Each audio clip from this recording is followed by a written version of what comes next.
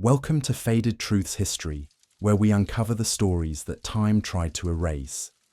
Today, I'm bringing you the incredible true tale of a boy who was sold for 2 bags of cornmeal and rose to become one of America's greatest legends.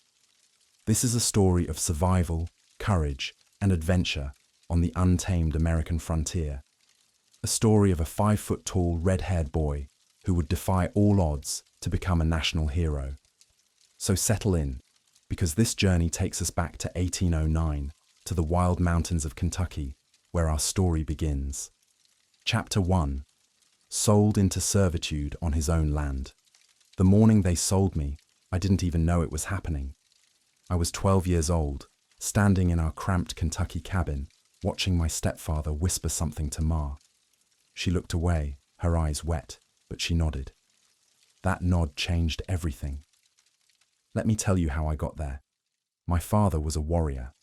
Born in Scotland, raised wild in the mountains of North Carolina, he fought in the American Revolution with a courage that became legend in our family. He was the kind of man who carved a life out of wilderness with his bare hands and wasn't afraid of God, man, or devil. I never got to be that kind of man. Not yet, anyway. When I was born on Christmas Eve, 1809, in a tiny cabin in Kentucky, I came into a world that was already falling apart.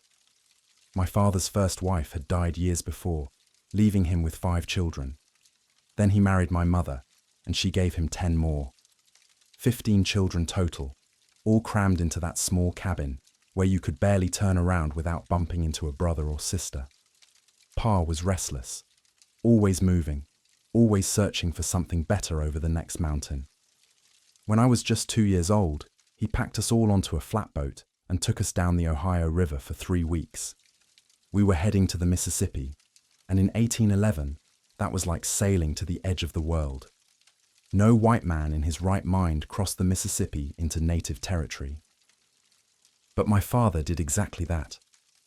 We traveled 200 more miles north by mule, taking another month until we reached a place called Boone's Lick, Missouri. It was the frontier of the frontier, where civilization ended and the wilderness began. We lived inside fort walls, not because we wanted to, but because we had to. Every time we left to work the fields, armed men stood guard.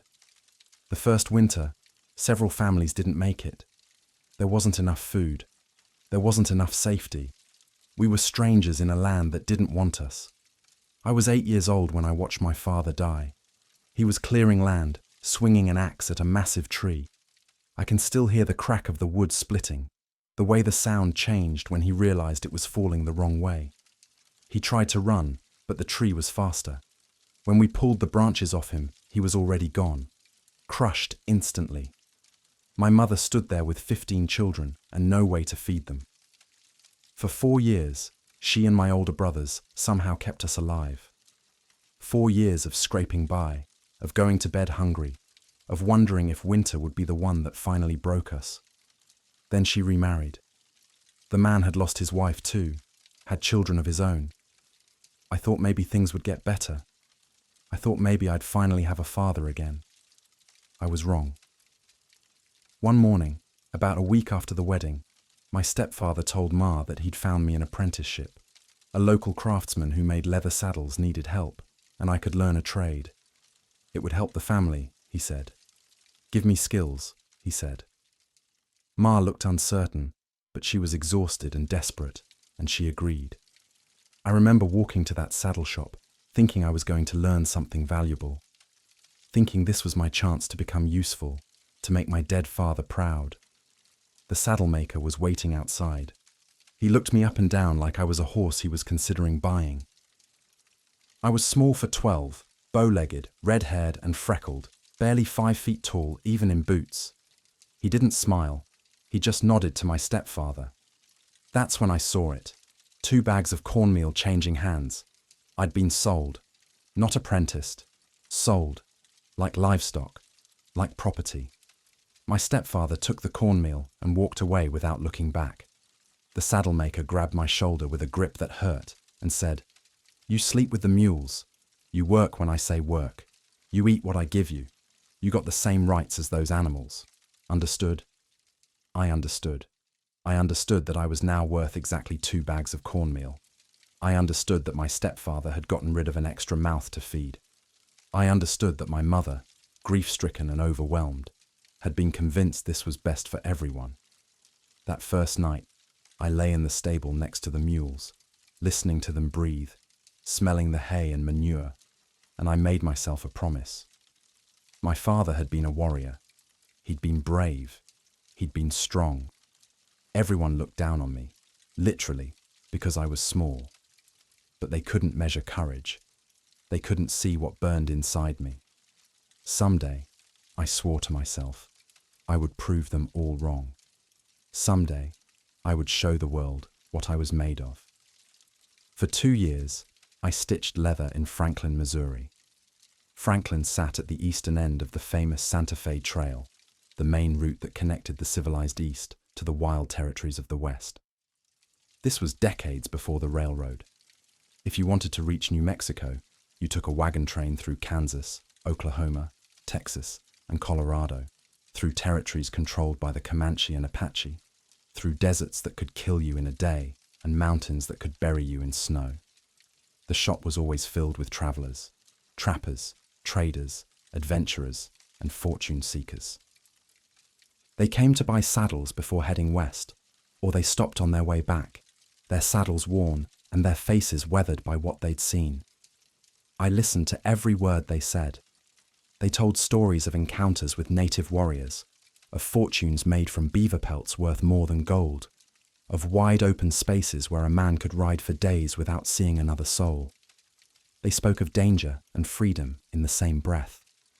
They talked about the West like it was a living thing, wild and untamed, and calling to anyone brave enough to answer.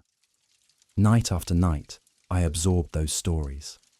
They got into my blood, into my bones. I would lie in that stable, staring at the dark ceiling, imagining myself out there, not small, not sold, not trapped, free. The longing grew until it became unbearable. I was 14 years old, and I'd spent 2 years as property, listening to other men's dreams while living a nightmare. My stepfather had gotten his cornmeal. The saddle maker had gotten his worker. But what had I gotten? Nothing. Nothing but a future of stitching leather until I was old and broken. One evening, a group of trappers came into the shop. They were heading west at sunrise, joining a wagon train bound for the Santa Fe Trail. They were loud, confident, dangerous-looking men who'd made the journey before and survived it. They bought saddles, tested the stitching, and talked about leaving civilization behind. I made my decision right there. When they were getting ready to leave, I walked up to them. I was this bow-legged, red-haired kid who probably looked half-starved, and I said, "Take me with you." They laughed at first.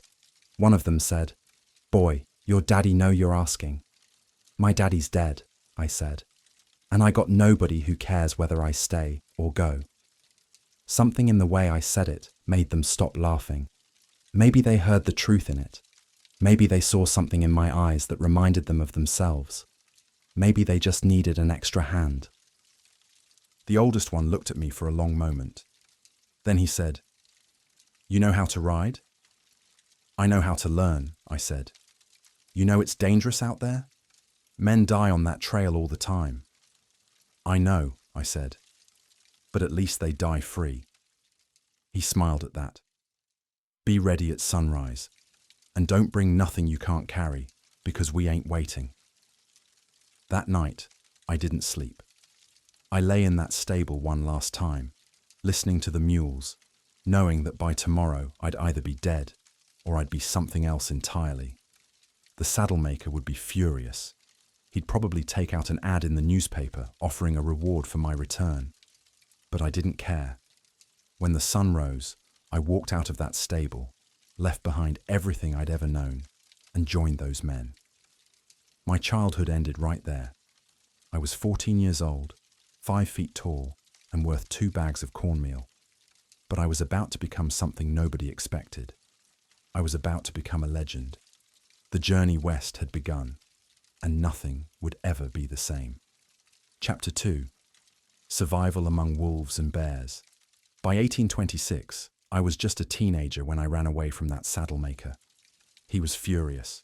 He promptly took out an ad in the local newspaper, offering a 1-cent reward to anyone who could capture me and return me to him. 1 cent. That's what he thought I was worth. Less than the cornmeal he'd paid for me. But it was too late. I was already gone, and I was never coming back. My great journey had begun, and it didn't take long to learn that only the strongest men could ever survive out here. The West wasn't romantic. It wasn't an adventure story you told children at bedtime. It was brutal, unforgiving, and it killed weak men without asking permission or offering second chances. I learned that lesson on my very first week on the trail. We were crossing the Great Plains, a vast ocean of grass that stretched endlessly in every direction. During the day, the sun beat down so hard you could feel your skin cooking.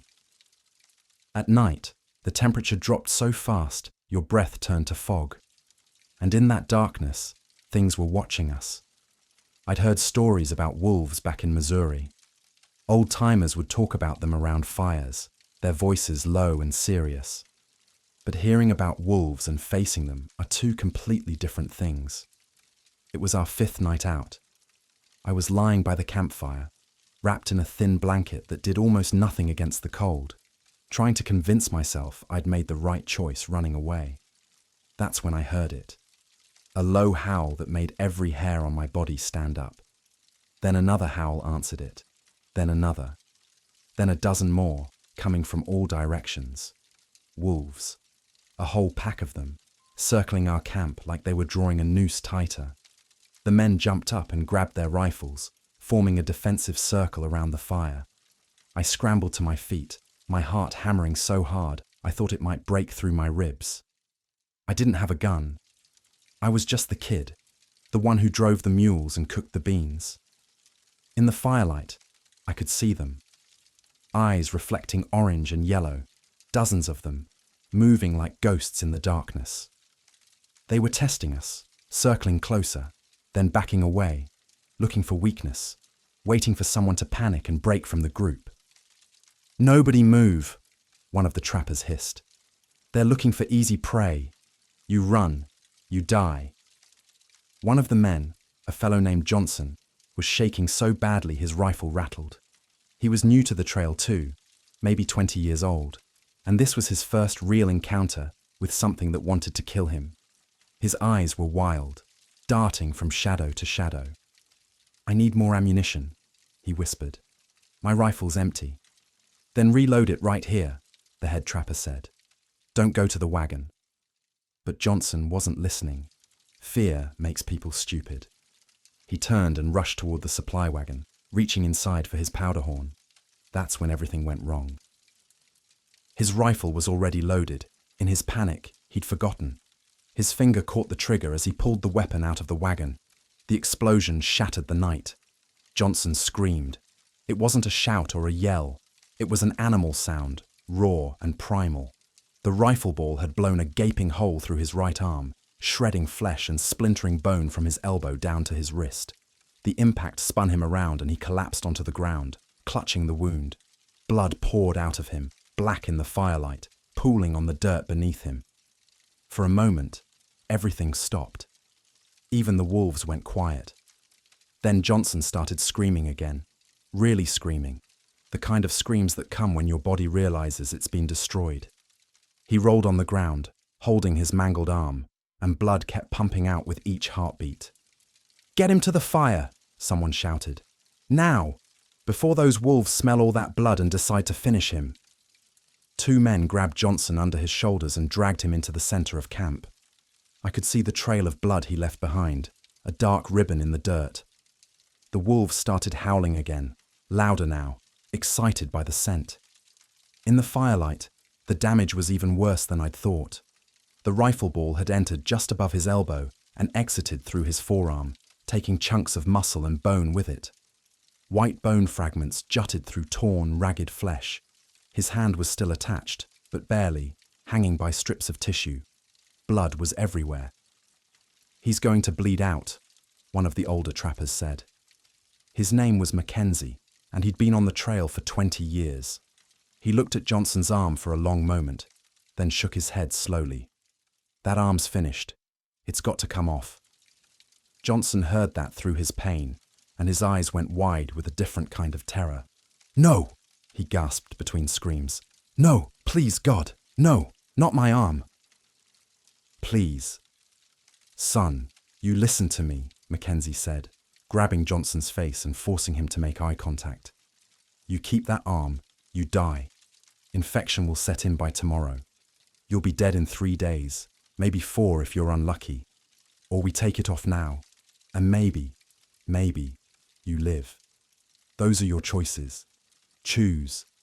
Johnson was crying, tears mixing with dirt and sweat on his face. I can't, he sobbed. I can't lose my arm.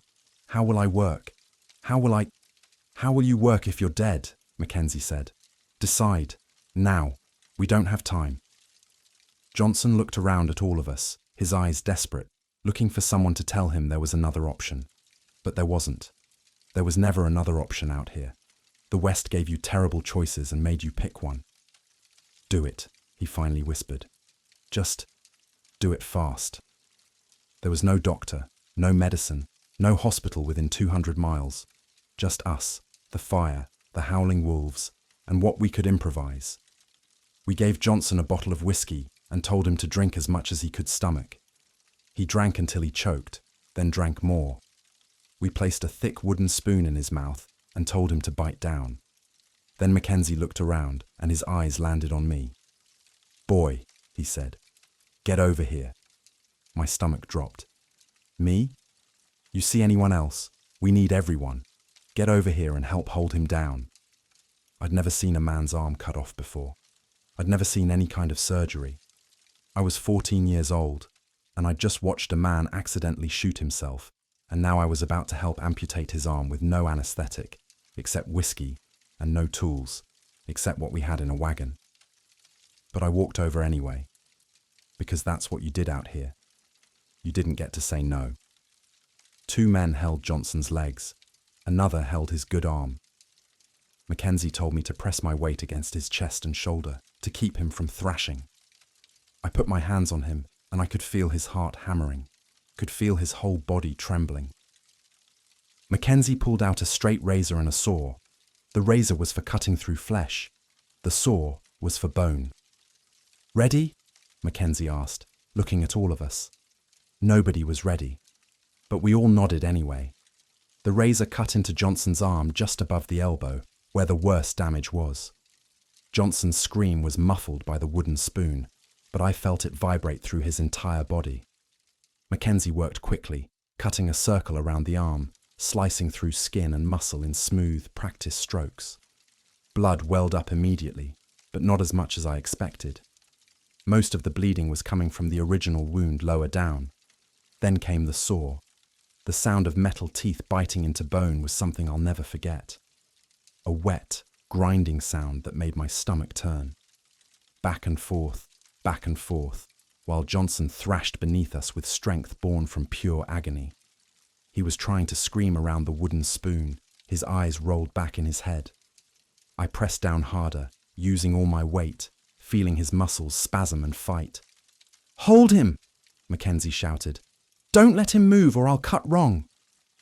It felt like it took forever, but it was probably less than 2 minutes. The saw broke through the bone with a final crunch, and suddenly Johnson's arm below the elbow was separate from the rest of him. Mackenzie tossed it aside like a piece of firewood. But we weren't done. The stump was still bleeding, arteries pumping blood that Johnson couldn't afford to lose. "Get the bolt," Mackenzie said. "Heat it until it glows." One of the men pulled a king bolt from the wagon's wheel assembly and shoved it into the fire. We waited, holding Johnson down while he writhed and begged us to just shoot him and put him out of his misery. The bolt heated slowly, first turning red, then orange, then white hot. "Bring it here," Mackenzie said. They pulled the bolt from the fire with tongs. It glowed like a piece of the sun. The heat coming off it made the air shimmer. "This is going to be bad," Mackenzie warned Johnson, "but it'll stop the bleeding. You understand?" Johnson couldn't answer. He was barely conscious, his eyes unfocused, his body limp from shock and pain. Mackenzie pressed the white-hot bolt against the stump. The smell hit me first. Burning flesh and blood, a sweet and sickening odor that filled my nose and throat. Johnson's body went rigid, every muscle locking up, and he made a sound I'd never heard a human make before. The bolt hissed and steamed as it burned the severed arteries shut, cauterizing them one by one. When Mackenzie finally pulled the bolt away, the stump was black and charred, but it had stopped bleeding. We packed the entire wound with tar from a wagon wheel. Thick, black tar that we smeared over everything, sealing it like some kind of unholy bandage. Johnson had passed out by then, his body finally giving up and shutting down from the trauma. I thought he would die that night. We all did. We laid him in the wagon and took turns watching him, waiting for his breathing to stop. The wolves stayed outside our circle of firelight until dawn, then disappeared like ghosts. But Johnson didn't die. He survived that night, and the next, and the one after that. His body fought off the infection somehow. By the time we reached New Mexico weeks later, he was actually taking care of himself, learning to do things one-handed. He'd lost his arm, but he'd kept his life. That's what survival meant out here. You gave up pieces of yourself to keep breathing. You paid the price the West demanded, and if you were lucky, you got to keep living. The wolves never attacked that night, but I learned something important. The West had 1,000 ways to kill you, and most of them had nothing to do with animals. Still, the animals were bad enough. Each day was a constant struggle to find food. We hunted whatever we could: deer, elk, rabbits, prairie dogs, anything that moved and had meat on its bones. One evening, about a month after Johnson's amputation, just before sunset, I volunteered to scout ahead and see if I could find something for us to cook. I'd been practicing with my rifle, getting better at shooting, and I wanted to prove I wasn't just the kid who held men down during amputations. I wanted to show I could contribute, that I could bring back meat. I'd gone about a mile from camp when I spotted them. A small herd of elk grazing on the side of a ridge, maybe 5 or 6 animals.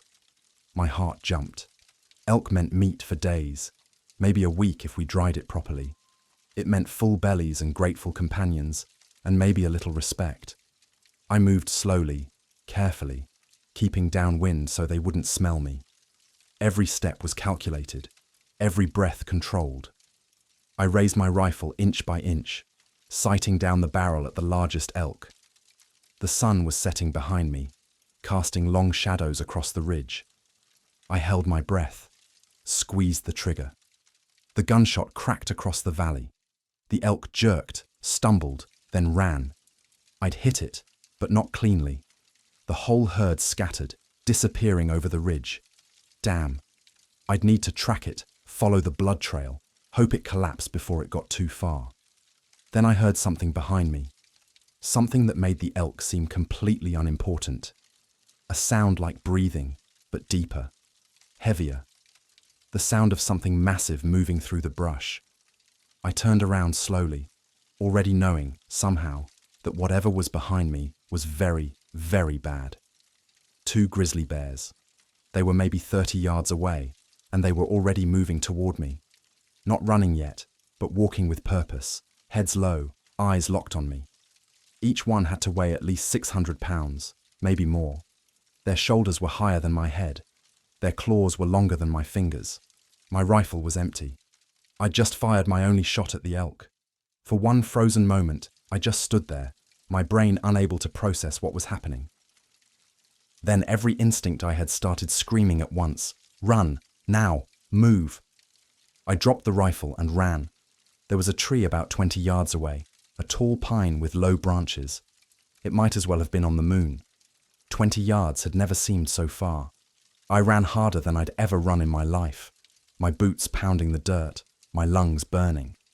Behind me, I heard the bears break into a charge.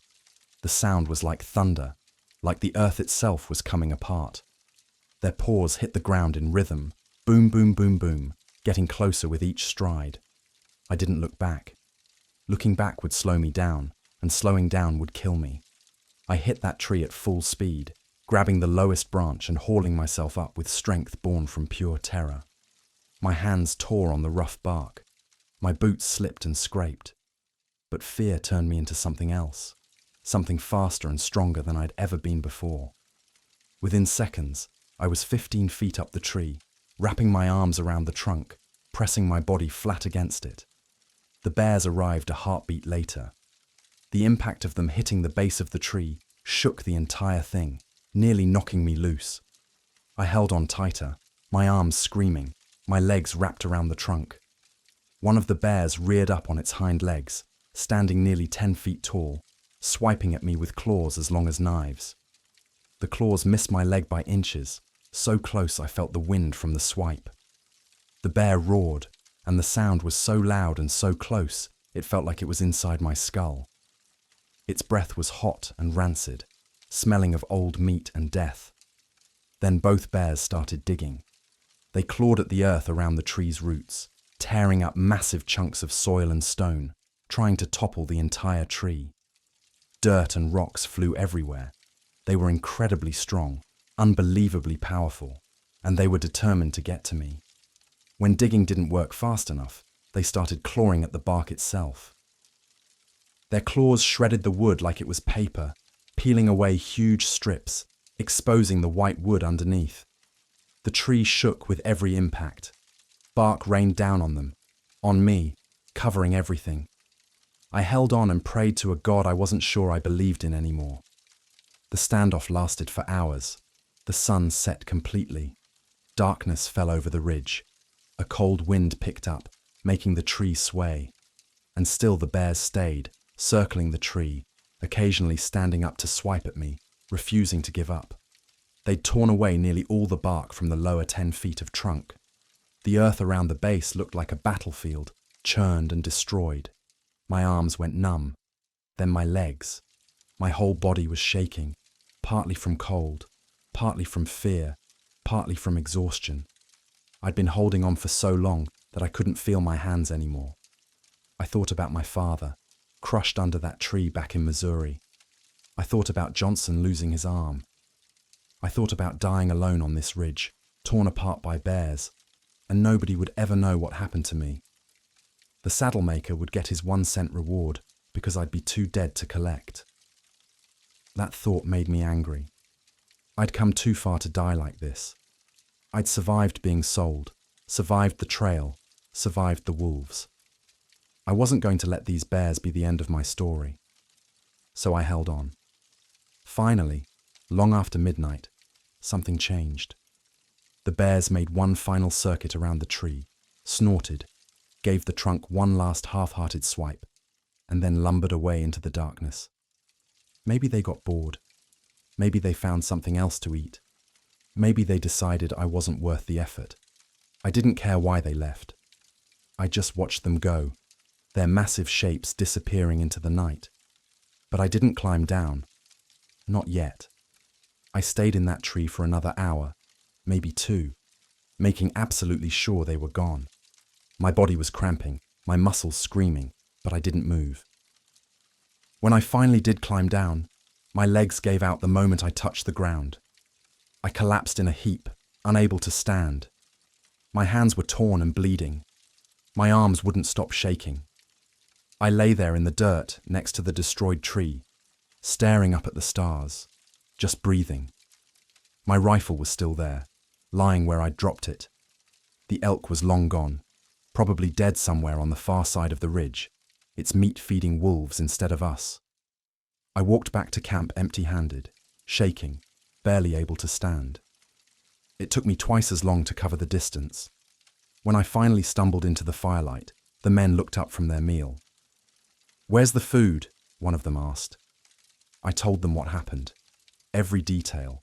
The elk, the bears, the tree, the hours of waiting to die. When I finished, nobody said anything for a long moment. Then Mackenzie, the same man who'd cut off Johnson's arm, nodded slowly. "You did good, boy," he said.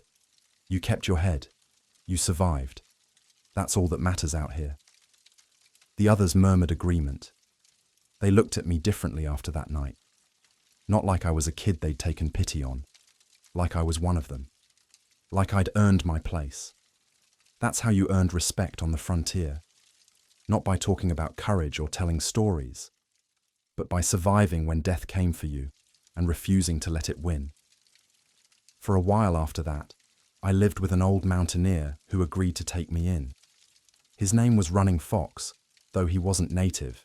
He'd gotten the name after outrunning a Comanche war party for 6 miles. He lived in a cabin so remote that the nearest neighbor was 2 days' ride away. He taught me things you couldn't learn on the trail: how to read weather in the clouds, how to find water in the desert, how to tell if you were being followed. But I was young and restless, and staying in one place felt like dying slowly. So after a few months, I went back on the trail. This time, I hired on with a wagon master who agreed to pay me $1 a day to drive his team of animals. $1 a day was good money, real money, more than I'd ever earned. Over the next couple of years, I went back and forth on the Santa Fe Trail dozens of times, working as a cook when we needed one, and eventually as a guide when I learned the route well enough to lead others. I met everyone you could imagine out there: Mexicans heading north to trade, Indians moving with the seasons, cowboys driving cattle, outlaws running from the law, conmen selling dreams and lies. The trail was like a river, and everyone who traveled it had their own story, their own reason for being there. I was still a boy who'd never had much schooling. I'd never learned to read or write on paper, and I never would. But I discovered I was good at reading people instead. I could tell when someone was lying, when they were dangerous, when they were afraid. And I learned languages fast. I picked up Spanish from the Mexican traders, learning by listening and repeating. I learned several native dialects from the tribes we encountered: Comanche, Shoshone, Ute. I mastered sign language, the universal tongue of the frontier that let you communicate across tribal boundaries. These skills made me valuable in ways that strength and shooting never could. Soon, I wasn't just driving wagons anymore. I was working as a guide and an interpreter, the man who could talk to anyone, who could negotiate trades and prevent misunderstandings that might lead to bloodshed. But I realized something important. The real money wasn't in guiding wagons. It was in trapping. Beaver pelts were worth their weight in silver back east. A good trapper could make more in one season than a farmer made in 5 years. The fur trade was booming, and fortunes were being made by men brave enough to go into the deepest wilderness and skilled enough to come back alive. So I became a mountain man. For the next decade, I lived as a nomad, traveling through territories most people never even heard of. I went north to the Rocky Mountains, where the peaks were so high they scraped the sky and snow fell even in summer. I trapped in Yellowstone, where the earth itself seemed alive with geysers and hot springs that could boil you alive. I traveled to Oregon's endless forests, where trees grew so tall and thick that the sun barely reached the ground. I went south to the deserts of New Mexico, where the heat could kill you in hours, and water was worth more than gold. And I went as far west as California, where the Pacific Ocean crashed against cliffs, and the land felt like the edge of the world.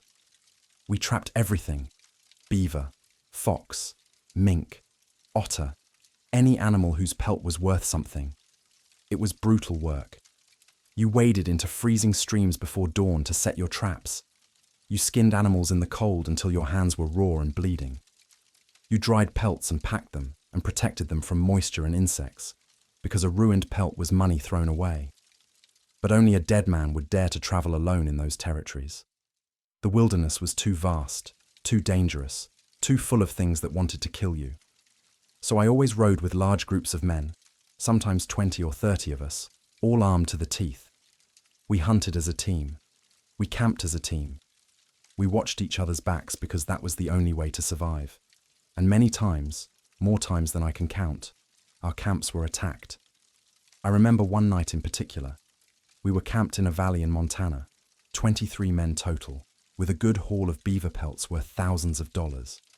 We'd posted guards, built our fires low to avoid attention, done everything right. Just after midnight, the attack came. They hit us from 3 sides at once. Blackfeet warriors, maybe 40 or 50 of them, screaming war cries that echoed off the valley walls. Arrows hissed through the darkness.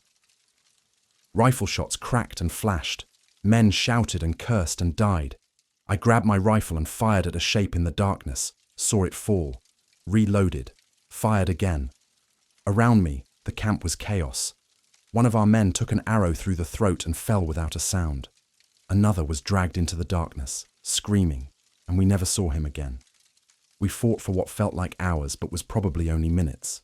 When dawn came, the Blackfeet withdrew, taking 3 of our men with them and leaving 5 dead in the dirt. Bloodshed became almost a daily occurrence, not every day, but often enough that you learn to sleep light, to keep your rifle loaded, to never fully relax. You learn to tell the difference between tribes, which ones would trade, which ones would kill you on sight, which ones might do either depending on their mood. Not all natives were enemies. Many of them hunted with us, shared meals with us, taught us their ways. We openly traded with the Navajo and the Arapaho, exchanging goods and information, sometimes camping together for weeks at a time. Some of my best friends were native men who'd saved my life more times than I could count. But others, particularly the Blackfeet, saw us as invaders, and they were right to. We were taking animals from their land, disrupting their hunting grounds, bringing disease and conflict. The West was changing, and we were part of that change, whether we wanted to admit it or not. I was no longer that small boy who'd been sold for 2 bags of cornmeal. I'd survived wolves and bears. I'd watched a man lose his arm and another lose his life. I'd learned to speak 3 languages and read the signs of weather and danger. I'd killed men who tried to kill me. I'd made money and lost it and made it again. I was becoming something else, something harder, something the wilderness couldn't break. But I was also becoming lonely in ways I didn't know how to fix. Surrounded by men, always moving, never staying anywhere long enough to call it home. I was 18 years old and felt like I'd lived 3 lifetimes. I didn't know it yet, but everything was about to change. Winter was coming, and with it, a woman whose name meant singing grass. And after I met her, nothing would ever be the same. Chapter 3. Love and War on the Border of 2 Worlds. It was around the winter of 1835 when everything changed for me. We were camping on the Upper Green River in Wyoming with the Arapaho Indians for the season. By then, I'd spent years living as a mountain man, always moving, always hunting, never staying anywhere long enough to call it home.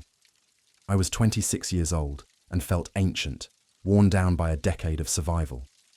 The Arapaho were good people, peaceful traders who'd welcomed us into their winter camp. We'd done business with them before, and there was trust between us.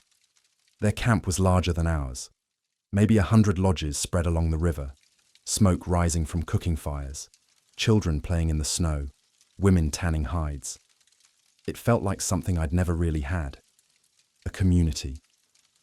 That's where I met her. Her name meant singing grass, and like every man who had ever laid eyes on her, I fell in love with her immediately.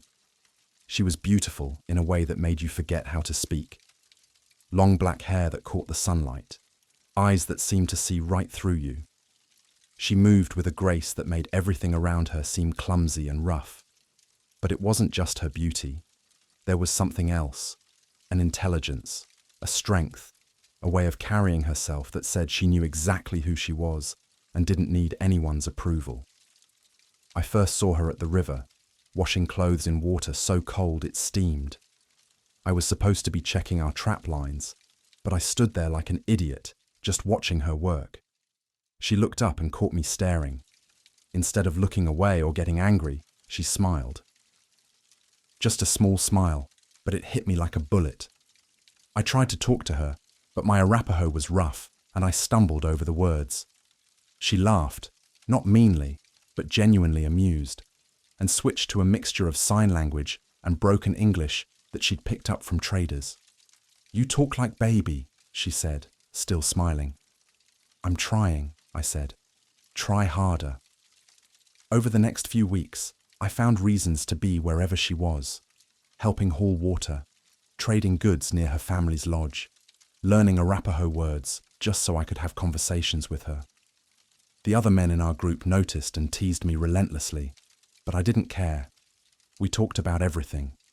She told me about her life, about growing up following the buffalo herds, about the stories her grandmother told. I told her about Kentucky, about being sold for cornmeal, about the grizzly bears and the Santa Fe Trail. She listened to everything like it mattered, like I mattered. The only problem was, I wasn't the only one who'd noticed her. There was a Frenchman traveling with our group, a big fellow named Baptiste. He was at least 6 feet tall, heavily muscled from years of hauling beaver traps and pelts. He was also a hothead and a drunk, the kind of man who got louder and meaner the more whiskey he consumed. Baptiste had decided Singing Grass should be his wife. He'd told anyone who would listen, bought gifts for her family, made his intentions very clear. The fact that Singing Grass had shown absolutely no interest in him didn't seem to matter. In his mind, she was already his. So when he got word that I had visited Singing Grass at her family's lodge one evening, just talking, nothing more, he flew into a rage. I was checking our horses the next morning when I heard him shouting my name. I turned to see Baptiste storming toward me, his face red with anger, his fists clenched. "You think you can take what's mine?" he yelled in French-accented English.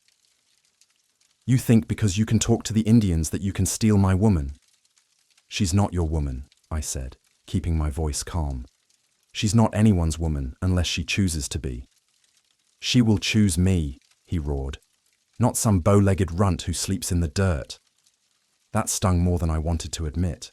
I was still small, still just over 5 feet tall, still the kid everyone had looked down on. But I'd learned something over the years. Size doesn't measure courage, and the biggest man isn't always the most dangerous. "Walk away, Baptiste," I said. "This doesn't have to be a problem." "It's already a problem," he screamed, "and I'm going to kill you for it." He turned and ran toward his horse to retrieve his rifle. My heart jumped. This was really happening. He was actually going to try to kill me over a woman he'd never even had a real conversation with. I ran to my own horse and grabbed my pistol. Around us, men from both camps started gathering, sensing violence coming. Singing Grass appeared at the edge of the crowd, her face pale, her hands pressed to her mouth. Baptiste got to his rifle first. He wheeled his horse around and kicked it into a charge, galloping straight toward me. He was raising the rifle to his shoulder, trying to aim while riding. I mounted my horse and spurred it forward, charging right back at him. We were galloping straight at each other like medieval knights, except instead of lances we had guns, and instead of honor, we had rage and jealousy and stupidity. The distance between us closed impossibly fast. 50 yards. 40. 30. Baptiste raised his rifle. At the same instant, I raised my pistol. 20 yards. Both of us fired. People who witnessed it said both shots were instantaneous, that they sounded like one shot. Everything seemed to happen in slow motion and lightning fast at the same time. My bullet hit Baptiste in the hand and blew his thumb clean off. His rifle jerked up violently as he fired. His bullet went right past my ear, so close I felt the heat of it, so close it burned all the hair off the side of my head. Both horses screamed and reared. Baptiste dropped his rifle and clutched his hand, blood pouring between his fingers. I kept my pistol aimed at him, my heart hammering so hard I could hear it in my skull. For a long moment, nobody moved, nobody breathed. Then Baptiste looked at his ruined hand, looked at me, and started laughing. It was a crazy, pained laugh, but a laugh nonetheless. "You crazy little bastard," he said in French. "You actually shot me." "You shot first," I said. "I shot the air. You shot my thumb off."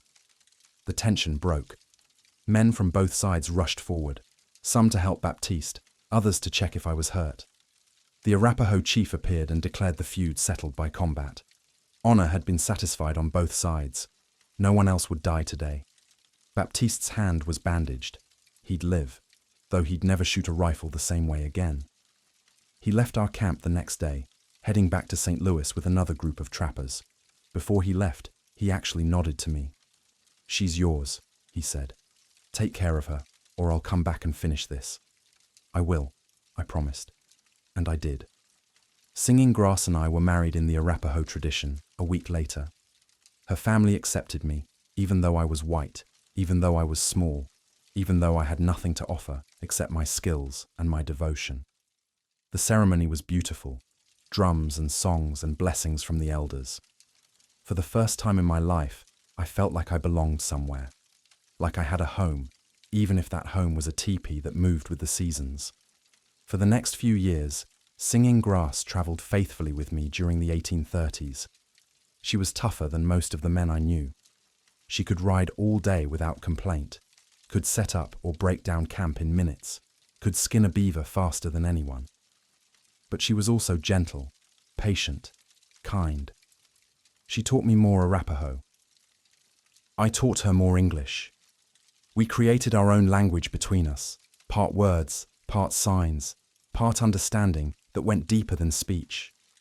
We talked about having children, about maybe settling down somewhere when we'd saved enough money from trapping. We made plans. We dreamed together. Those were the happiest years of my life. After everything I'd survived, being sold, the wolves, the bears, the violence, the loneliness, I'd finally found peace with someone who saw me not as small or broken or worthless, but as exactly enough. But like so many times in my life, happiness was just a fleeting dream, and I could never sustain it.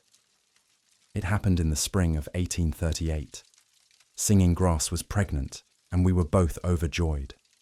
We'd made camp near a trading post so she could be near other women when her time came. Everything seemed perfect. We were going to be a family. Her labor started at dawn. The Arapaho women took over, ushering me out of the teepee with gentle but firm hands. Men didn't belong in the birthing space, so I waited outside with the other fathers and fathers-to-be, pacing, anxious, excited. Hours passed. The sun climbed higher. I heard Singing Grass cry out a few times, but the women said that was normal, that everything was fine. Then the crying stopped. The teepee went quiet. One of the elder women came out, her face grave, and I knew immediately that something was very wrong. "The baby?" I asked. "A daughter," she said. "Small, but alive and healthy." "And Singing Grass?" The woman looked at the ground. "I'm sorry, she's bleeding. We can't stop it. The spirits are calling her home." I pushed past her into the teepee. Singing Grass was lying on furs, so pale she looked like she'd already become a ghost. There was blood everywhere, more blood than I'd ever seen. The women were trying to pack the wounds, trying to slow the bleeding, but it kept coming. Our daughter was crying in another woman's arms, but I couldn't look at her. All I could see was Singing Grass, my wife, the woman who'd made me believe in happiness, dying right in front of me. I fell to my knees beside her and took her hand. It was cold. "Hey," I said, trying to keep my voice steady. "Hey, you need to fight this. You need to stay." She opened her eyes and smiled weakly. "You'll take care of her?" she whispered in Arapaho. "Our daughter." "We'll take care of her together," I said. "You're going to be fine. You're the toughest person I know." "Liar," she breathed. Then she squeezed my hand one last time and closed her eyes. Singing Grass died while I held her hand. Just like that, without warning, without time to prepare or say goodbye properly. One moment she was alive, and the next she was gone, and nothing I did or said or begged could bring her back. I was devastated, heartbroken in a way that made the world seem colorless and meaningless. I'd survived so much, but I didn't think I could survive this. They let me hold our daughter for a few minutes. She was so small, so fragile, with tiny fingers that wrapped around mine. She had her mother's eyes. Looking at her hurt more than any wound I'd ever received. But I knew the truth immediately. Life on the run was no place for a child. I was a mountain man, always moving, always in danger. I lived in camps that got attacked. I went weeks without real food. I crossed territories where one wrong step meant death. I couldn't give this baby the life she deserved. I couldn't keep her safe, and trying would probably kill us both. So I made the hardest decision of my life. I took my daughter back to Missouri to live with my sister. The journey took weeks, and every mile felt like I was carrying my own heart further away. My sister was married with children of her own, living a stable life in a real house with real safety. When I handed over my daughter, my sister promised she'd raise her well, love her like her own, tell her about her mother when she was old enough to understand. I stayed for 2 days. Then I left before I could change my mind, before I could convince myself there was another way. I returned to the call of the wild, back to trapping, back to danger, back to the only life I knew. But something fundamental had broken inside me. The wilderness that had once felt like freedom now felt like punishment. The adventure that had once thrilled me now just felt empty. I was 30 years old, and I'd lost everything that mattered. I'd been sold as a child, survived impossible odds, found love, and had it ripped away. I had a daughter I'd never really know. I had scars covering my body, and more scars inside that would never heal. But I kept going. Because that's what you did. You survived. You kept moving. You didn't give yourself time to think about what you'd lost or what could have been. The West didn't care about your pain. It would kill you just as easily whether you were happy or heartbroken. So I went back to work, back to the mountains, back to the violence that was always waiting, and it was about to get much, much worse. Chapter 4. From outcast to national hero. After losing singing grass, the wilderness became both my refuge and my prison. I threw myself back into trapping with a recklessness that should have gotten me killed a dozen times over. The pain was always there, a constant ache behind every decision, every gunshot, every sunrise. But the West has a funny way of keeping you alive when you stop caring whether you live or die. It was always hard to tell which tribes were friends and which were enemies. Some shared their camps and their food.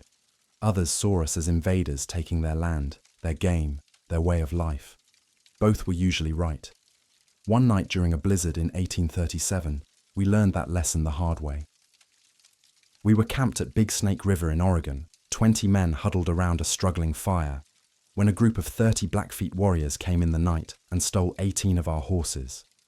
Those weren't just animals, they were everything. Our transportation across hundreds of miles, our way to carry hundreds of pounds of beaver pelts worth thousands of dollars, our only means of survival. Without them, we were stranded in winter, dead men waiting to freeze. I was one of 12 who gave chase the next morning. We rode through snow so thick it blinded us, following their tracks like bloodhounds, knowing we were outnumbered 3-1, but having no choice. 50 miles later, deep in a valley where the snow drifted waist-high, we finally caught up.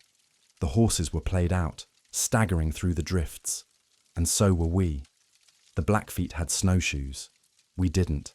Every step we took plunged us to our waists, turning grown men into flailing children while they moved like ghosts across the surface. There we stood, rifles drawn, facing 30 warriors with equal firepower, the snow falling so heavy you could barely see 20 feet. One shot from either side, and it would be a massacre. Bodies freezing in the snow, horses wandering off, pelts ruined. I did something insane. I handed my rifle to the man next to me, raised both hands in the universal sign for peace, and started walking toward them, alone, unarmed, straight into the mouths of their guns. "Carson, have you lost your mind?" my partner hissed behind me. "Just cover me," I said, and kept walking. The wind howled. Snow stung my face. I could feel every eye on me, my men's behind, the Blackfeet ahead. For what felt like forever, nothing happened. Then one warrior stepped forward from their line, equally unarmed, meeting me halfway in the white void between us.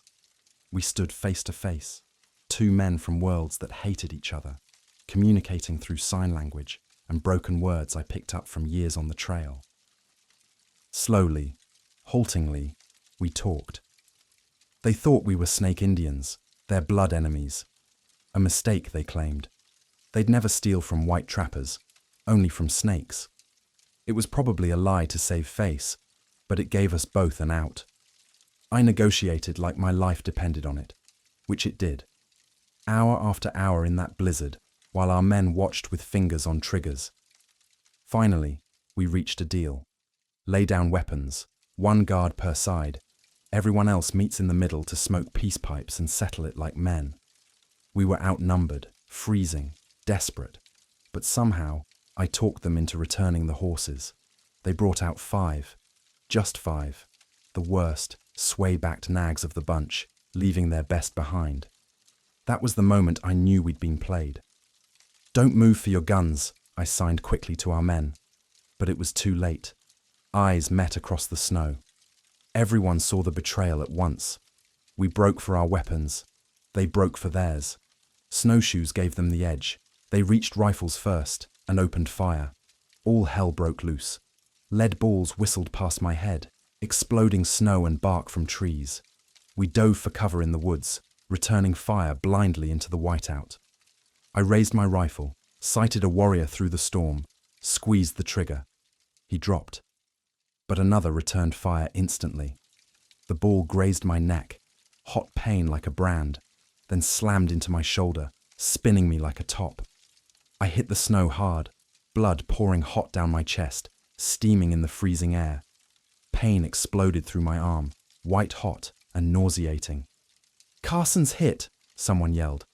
"I'm fine," I roared back, though my vision swam and my arm hung useless. "Keep shooting." We grabbed the 5 horses and ran, stumbled, really, through waist-deep snow, bullets kicking up puffs around us. They pursued for miles until the storm swallowed us whole. We spent that night a mile away, crouched in a snow cave, too terrified to light a fire. I sat with my back to a tree, hand clamped over the wound, blood pulsing warm between my fingers. One man tore his shirt into strips, packed the hole with snow to slow the bleeding, then bound it tight. "You almost got us killed back there," he growled. "I also almost saved us," I shot back through gritted teeth. "We're alive. Horses or no horses, we're alive. Almost doesn't count out here. Worked, didn't it?" He had no answer. That shoulder wound scarred badly, but it healed. And it was just the first of many fights with the Blackfeet. What followed was years of brutal cycle, raids on their villages, ambushes on our trap lines, battles where good men died on frozen ground. They hit our camps at dawn. We burned their winter stores. Blood for blood, justification on both sides, endless violence feeding on itself. It built to a crescendo in the winter of 1839. We'd wintered in a stout fort, 60 men behind thick log walls, portholes for rifles, good sight lines. Safe, we thought, until one grey afternoon when the forest erupted in war cries. 1,500 Blackfeet warriors, 1,500, against our 60. The ground shook with their voices. They swarmed the hills, digging trenches, building barricades, encircling us completely. By nightfall, their massive war dance shook the valley. Drums like thunder, chants promising death. Fires dotted the hills like evil stars. We knew dawn would bring the assault. I moved through the fort like a ghost, checking powder horns, sharpening knives, talking down panicked greenhorns. One kid, 16 if a day, grabbed my arm. "We're dead tomorrow, Carson. 1,500 of them." "Maybe," I said. "Or maybe walls and discipline beat numbers. Seen it before.